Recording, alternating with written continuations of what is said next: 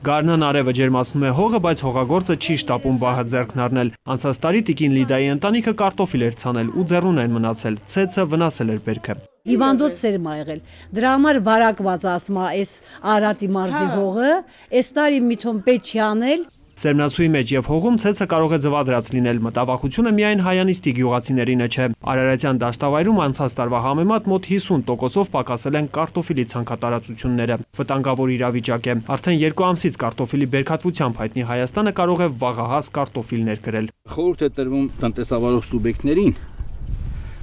այն տարածքներում, որտեղ արդեն տարածված է ցեցը,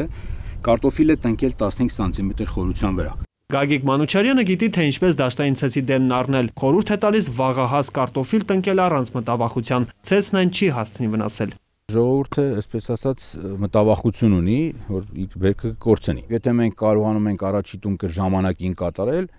ապա վնասատուն դեռևս չի հասցնում մեծ մասշտաբով վնասներ պատճառել։ Կարտոֆիլը միակ ռիսկայինը չէ։ Ցեցը վնասում է բոլոր մորմազգիներին՝ պոմիդոր, բիբար, սմբուկ, կուլտուրաներ, որոնք Արարատյան դաշտավայրում ավանդական են։ Գյուղացու բերքն ու բարիքը պաշտպանելու համար կառավարությունը ծրագիր է մշակել։ Ապրիլին մենք այդ 45 գյուղերում քիմիական պայքարը կսկսենք, կլոկալիզացնենք եւ ուրեմն 2-3 տարում կփորձենք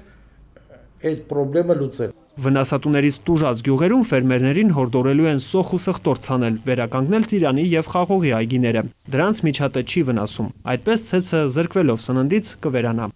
Արսեն Թումանյան, Վահե Եղիազարյան, ժամը լրատվական։